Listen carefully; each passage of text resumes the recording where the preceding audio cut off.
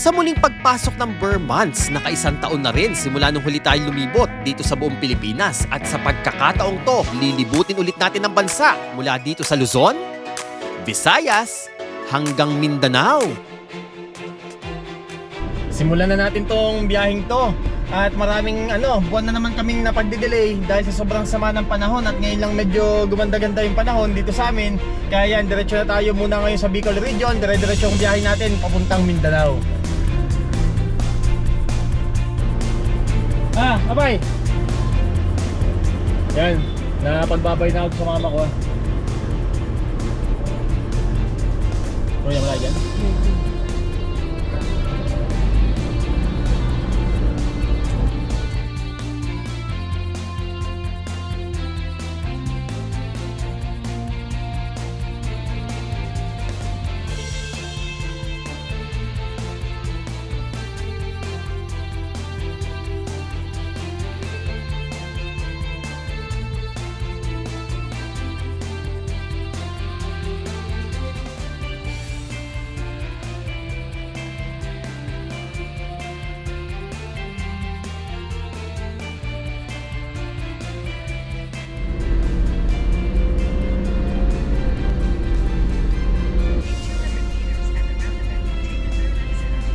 Ngayon ay palabas na kami ng Naga City.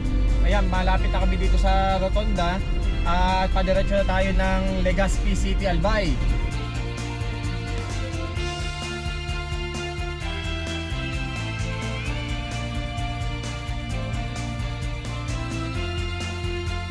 Pero meron akong isang kinakukuriousan dito, yung kainan na Bigs. Hindi lang akong naiintriga doon sa kainan na yun eh. Marami din. At susubukan namin ngayong pagkakataon to. Matagal ko na iniisip ko ano meron dun eh, doon sa kainan na yun. Parang burger ata, napanood ko doon sa vlog ni Commander D. At matikman nga, talagang ilang taon na pabalik-balik dito sa Naga. Pero talagang intriga ako doon. Hindi ko natitikman kasi nadaan kami doon na para bang parang lagi tayong busog Nikki? O yun, natataon na lagi kaming busog. Kaya hindi namin natitikman. Ngayon talaga titikman ko na pagka may nadaanan pa. Pero parang meron doon sa may pili. Meron. Meron Nako. Ayan na. Meron nga Nikki oh. Ayan yung McDo na inaano natin. Yung tinulugan nung nakaraan. Tapos dito sa tapat, tama nga imahinasyon ko oh. Yung Bigs. Meron Nikki. Hindi ko dun. Yan. Ito tayo. Ito na. Marami na. Kaya mo ka masarap dito. Saan tayo park? Dito? Sa gitna o dito sa dulo? Tingnan natin. Parang burger ata yung specialty dito. Parang yun na nakikita ko doon sa mga poster. Ikaw ano sa'yo? Ang burger sa akin. Uy, sayang yung view ng Mount Isarogo. Hindi kita. Ayun takip siya ng ulap. Yan. Gandang-ganda pa naman ako dyan sa bundok na yan. Laging pag magsa-sunrise kami dito sa area ito, dito sa part na yan ng McDo na yan. Tuwan-tuwa ako dyan. Pag halimbawa nakikita ko yun na maaga, talagang siya, yung walang ulap. Ganda.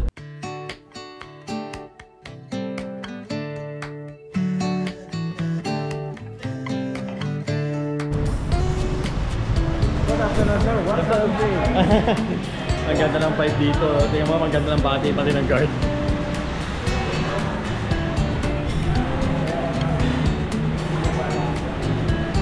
Ano sa'yo, Kate? Parang burger? Yes, that's burger po, sir.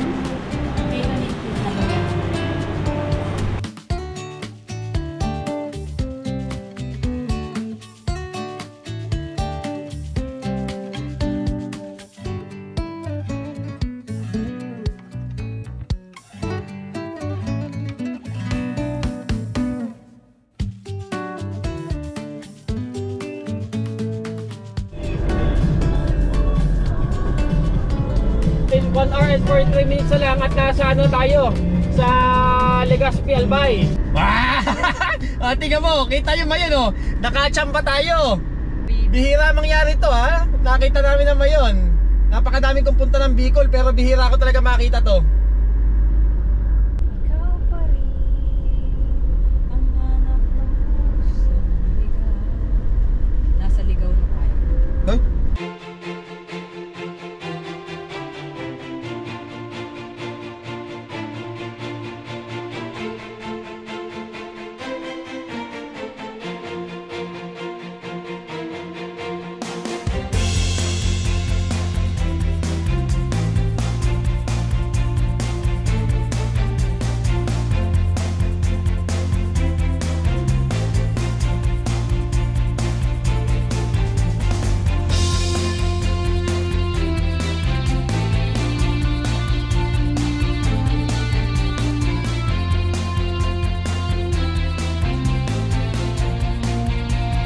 Ayan na, umaahon na kami. Ang ganda oh. Nasa likod namin naman yun. Bihira mangyari to. Napakadami kong kilala na hindi natsyatsambahan na ganitong itsura ng bulkang to. At pag ganun, talagang parang kulang yung pamasyal dito sa Bicol pag hindi ganito ang nakikita. Pag natatakpan na ulap, talagang may part na nakakadismaya at naranasan ko rin yun dati.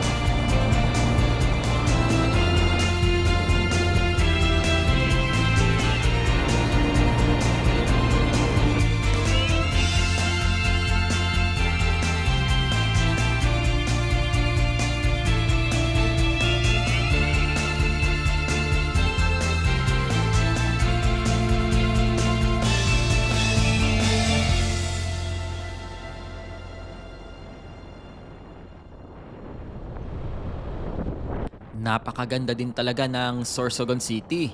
Nung nakaraang episode namin dito, nung isang biyahe namin sa area na ito, ay umaga namin ito na ipakita sa inyo. At ngayon, tingnan nyo naman siya kung anong itsura nitong syudad na to sa gabi. Dahil iba rin talaga naman ang makita ang isang lugar ng gabi, kung anong meron dito, kung ano ba ang itsura niya paggabi. Dahil meron din itong kakaibang ganda.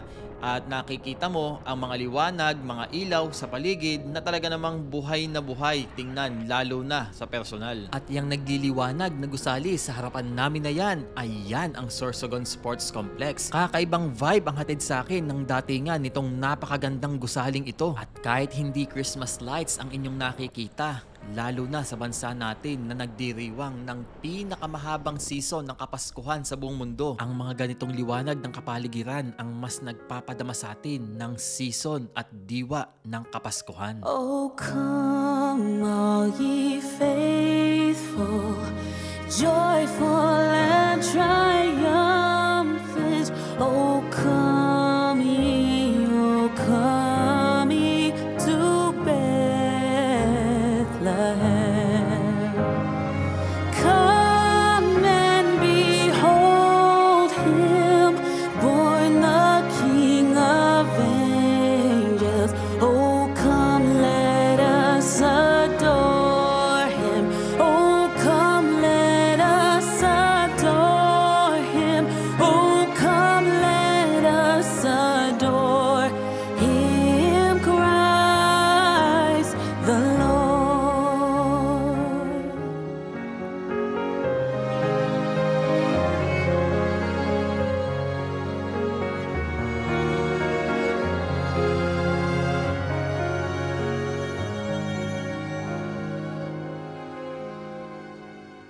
Sing, choirs of angels, sing in exaltation.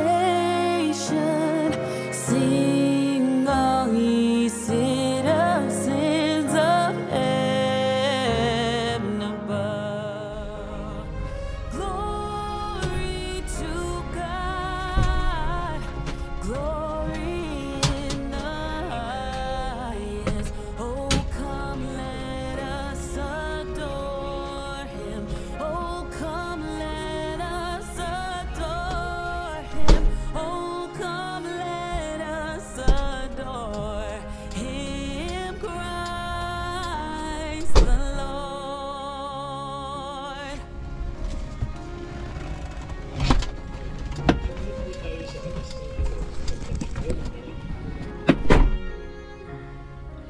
Good morning. Nagising ako sa pagpapaihi ni Nikki ng aso.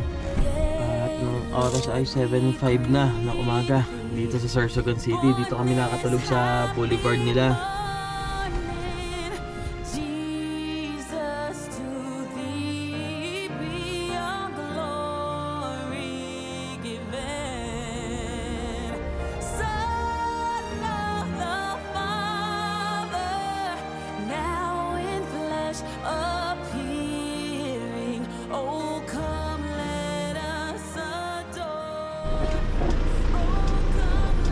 Ano? Saan tayo? Coffee? Ay, yun raw hindi mo nakakuha. Tanga, Ah, oo nga pala. Oo nga pala nabababa yung drone. Bakit sa'yo yan? Hindi ko pa pala nabababa yung drone. Buwang ay.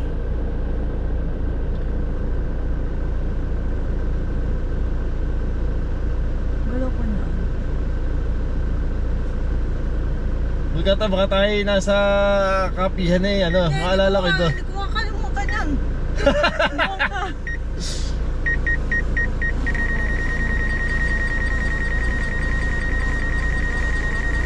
Ano ko nga, iwan na yun.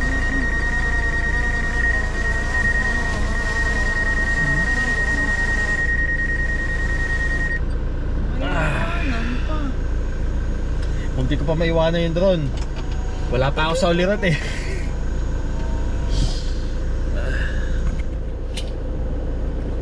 Oh, May white beach din. Oh, wala pa ako sa other. 7:25 na ng umaga at naiwanan na ata tayo ng ano, fast cut. Ano mas balis nun? Alas 8? 7. Ah, 7? Ah, wala na nga. Alas 3 ang kasunod. Iwanan rin lang naman tayo. Pag atin, ano, nasa yung sarili natin at ano, magkape muna tayo. Good morning mula dito sa Sorsogon City. Dito muna tayo, maya-maya tayo malis. At ang sarap din sa pakiramdam na mainitan eh. Matagal ako hindi nainitan nung nasa bahay kami. Sa galaan lang ako talaga nasisinaga ng araw. Maya-maya, pagkatapos namin dito, pagbukas sa coffee shop, lipat tayo doon.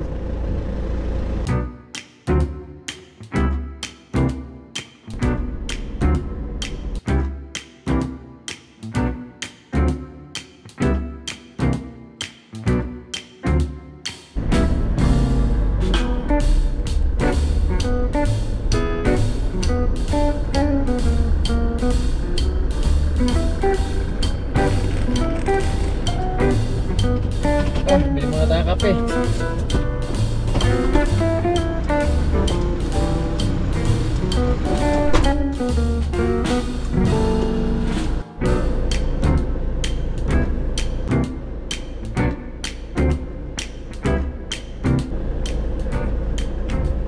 Okay, diretso na tayo sa port.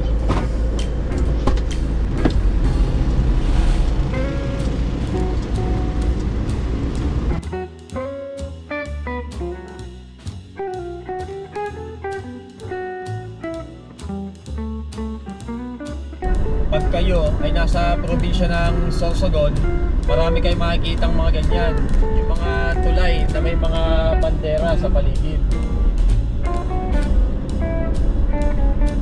Baka wala nang 2 oras to, no? Nasa port na tayo. Malapit na tayo ata sa Irosin.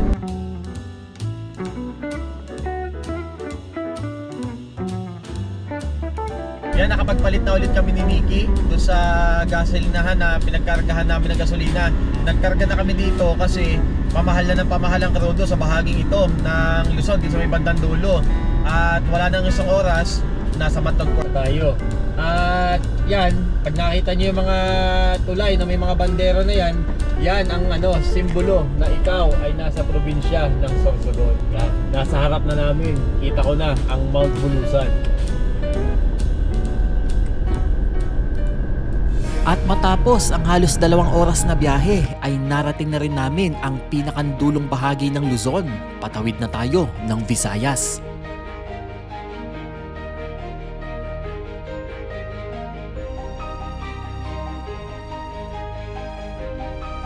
Ito na ang Port of Matnog. You are now leaving the island of Luzon. Paalis na tayo ng Luzon. Mamaya, nasa Visayas na tayo.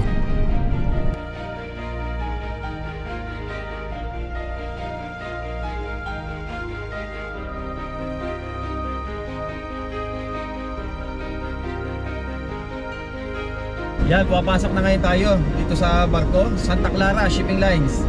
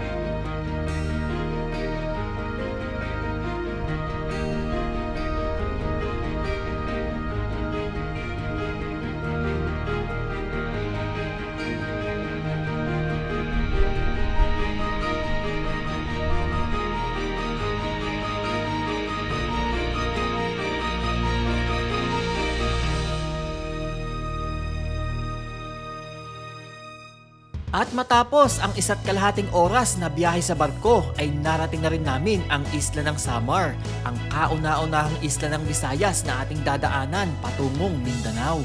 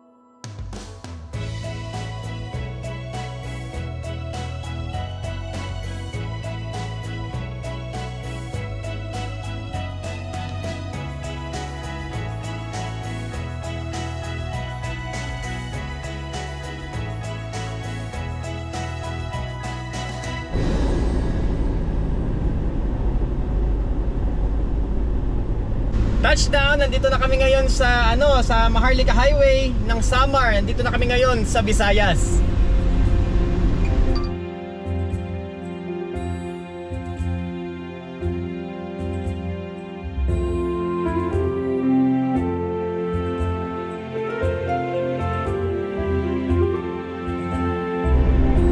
Tacloban yan?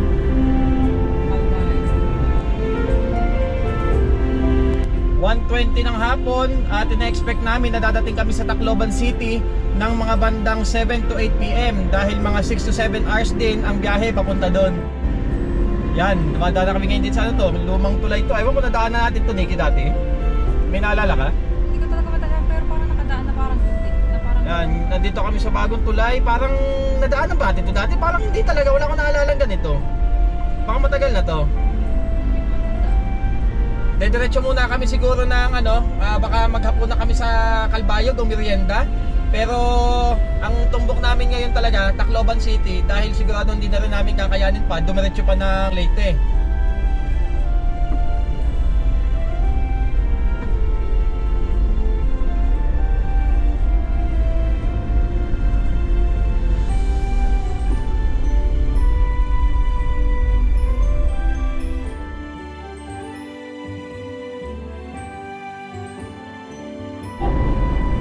Calbayog Samar.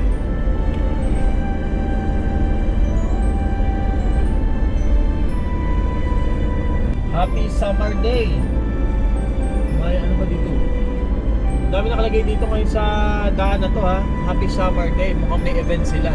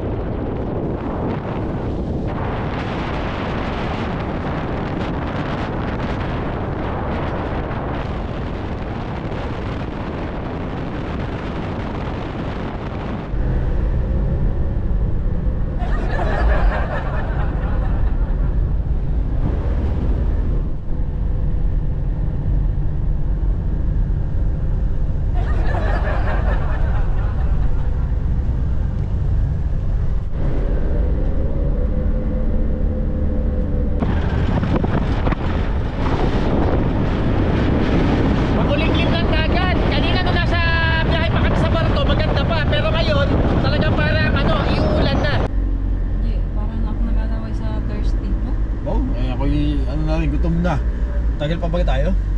Yan, 2 hour 44 minutes pa. Nandito tayo ngayon sa Catbalogan Diversion Road. 107 kilometer. 107 kilometer. Estimated time arrival 7:21 PM. Dating tayo ng Tacloban City.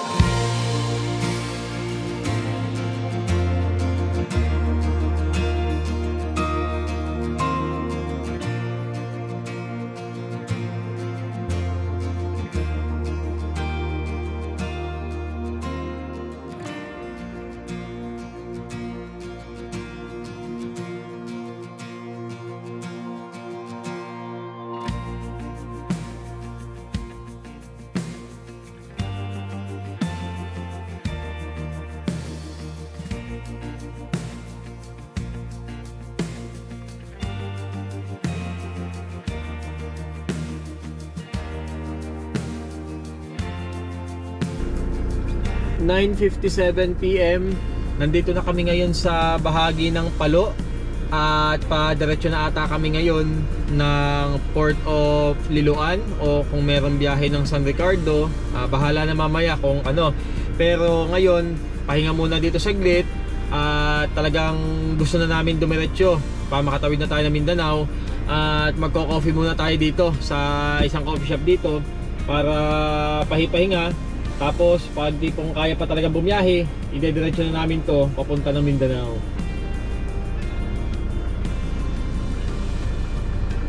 Ay, may nag-ano pati oh. Si ngayon lang. Oh, si Sir Lutz Grande pa shout out daw. Oh, ngayon lang oh. And next month pupunta din ata siya ng Davao. Oh. Ano po, pag halimbawang magpapang-abot tayo, message lang po kayo. Baka magkita po tayo sa Mindanao. Tara, coffee muna tayo.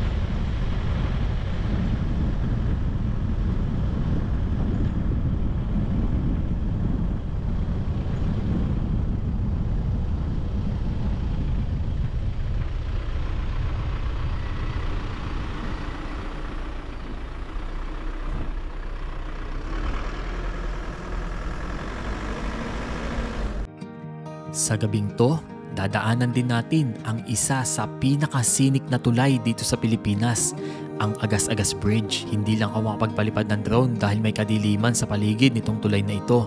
Baka sumabit ang drone natin. Presenting ang Agas-Agas Bridge ng Southern Leyte. Ito ang itsura niya sa gabi. With your hand on your heart, please tell me which way to go, 'cause I sure don't know. One piece in hand is a start, but it's a Pag andito ka na sa Agas-Agas Bridge, hindi na rin magtatagal at mararating mo na ang Port of Liloan, malapit nang makatawid ng Mindanao.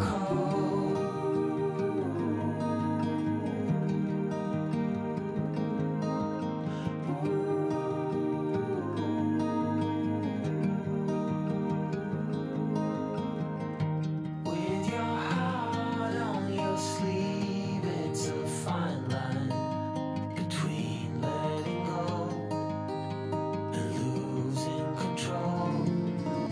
At makalipas ang nasa mahigit 3 oras na biyahe sa barko ay ang moment ng muling paglapat ng mga gulong ng aming sasakyan sa tinaguriang The Land of Promise, Mindanao. Mindanao. Dito ang mga tao bumabati na may ngiti sa labi. Wow, Mindanao. Dito masisilayan, ganda ng kalikasan. Wow, Mindanao. Halina, sumayaw sa tugtog ng kulintan. Sa tunog ng tamal na tila ay naghabag. Halina, sabayan ng awit. Good morning, good afternoon, good evening, saan mang sulok ng mundo na may nanonood ditong aming video. Andito tayo ngayon sa Surigao City, the City of Ocean Adventures. Busy morning dito sa Surigao City. Punta ako sa Mercury kasi bibili ako ng toothpaste. Kalimutan ako magdala.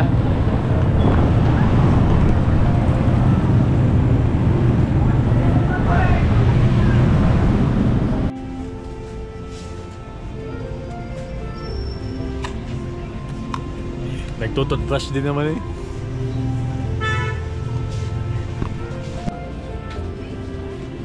Lip balm. Kailangan ni Nikki na susugat yung labi.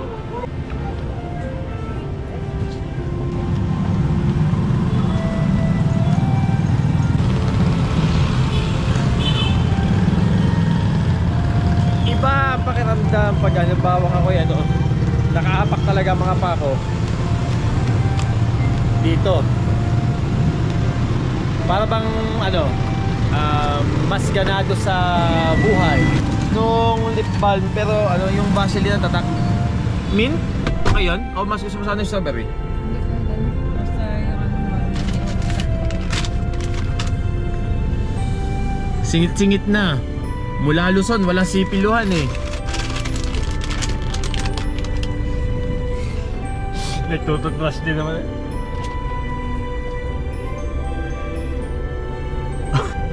sugat na yung bibig ko.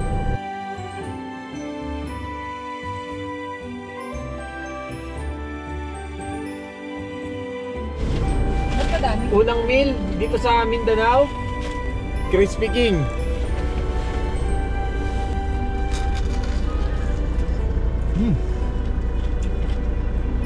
Bago nyo to. Kanin! Hindi na naman masarap na walang coke.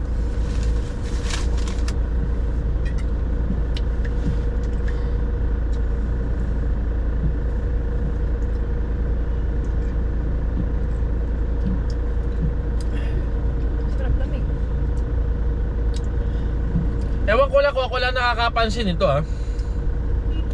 Parang ang sarap ng coke sa Mindanao. Hindi ba siya matabang? Tapos yung pag iniinom mo siya, may tapang talaga sa lalamunan eh. Naibahan ako sa lasa ng coke dito.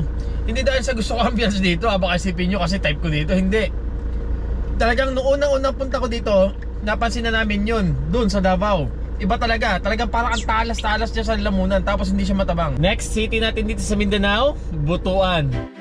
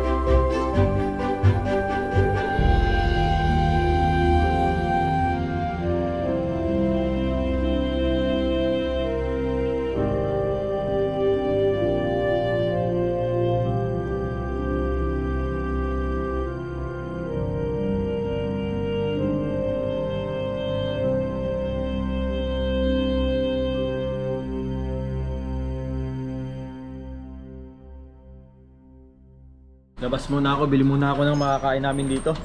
At baka matagal-tagalan kami dito kasi dito na ako mag-e-edit ng first episode namin dito sa alis namin na to.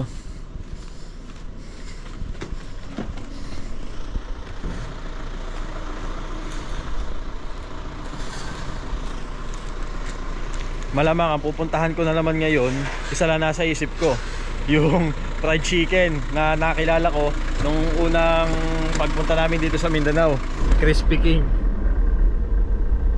Ito rin ang isa sa mahirap pag nagta-travel kami, yung kung anong kakainin namin araw-araw, kasi lalo yun umiiwas kami sa mga pagkain sobra kung makapagpataba. Pero pag nasa ganitong galaan, para bang yung gustong-gusto naming kumain na kahit nagpipigil kami hanggang sa matukso na lang, kagaya nito, palibasa dito sa Mindanao, napakadaming Crispy King, yan ang kakainin namin. Lagi kaming naka Crispy King dito, hindi naman masarap yun nang walang kanin.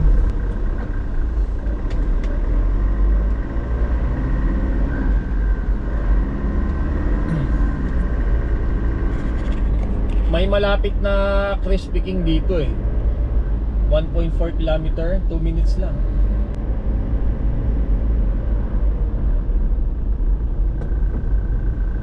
Your destination is on the right.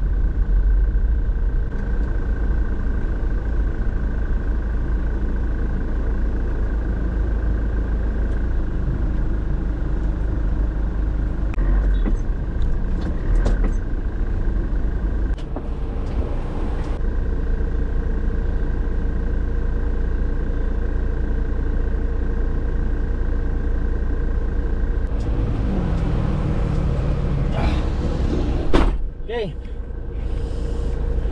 Pakibibili natin. Bibili pa ba? Balik na doon.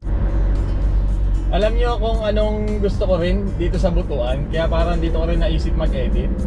Meron dito yung paborito namin coffee shop. Masarap mag-edit pag may masarap na kape, di ba? Tapos sama mo pa ng ganyan ka ayos na hotel. Yun din kasi ang isa sa mahalaga namin, yung nakasama sa amin sa kwarto yung aso. Napaka-komportable ng kilos namin, saka para maganda rin yung kalagayan nila, kaysa naman yung magkabukod kami, at least kita namin sila. Pag nagsabi sila maihi, mas madali kaysa yung orasan lang namin kung kailan yung tansya namin na kailangan na silang palabasin.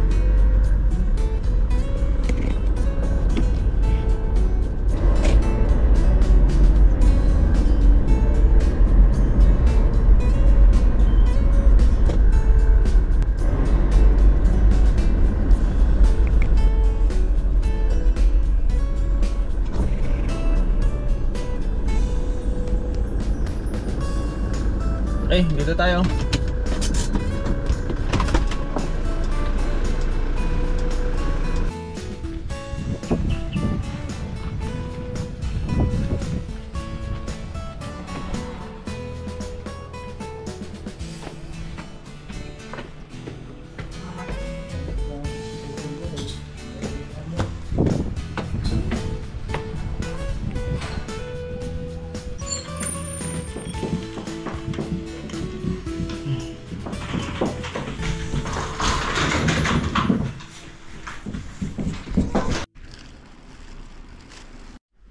Meron kaming problema dito.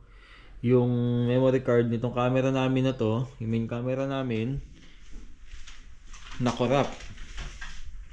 Ang ang kuha nun ay yung mula sa amin sa Laguna hanggang dito sa Butuan, sa Mindanao. Pipilitin ko mag-edit nang wala yung main camera. Titingnan natin kung ano ang kalalabasan. Bahala na.